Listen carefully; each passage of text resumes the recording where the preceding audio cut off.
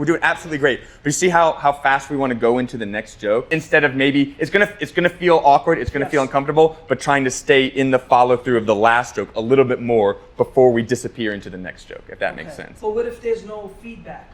As far as the audience doesn't give. So in a real show, you might want to take the lack of feedback as a, hey, the audience doesn't like this joke. I gave them a meal. They're like, nah, let's move on to the other meal. But lack of feedback is still a feedback. For example, don't answer me right now. Did you go to the store yesterday?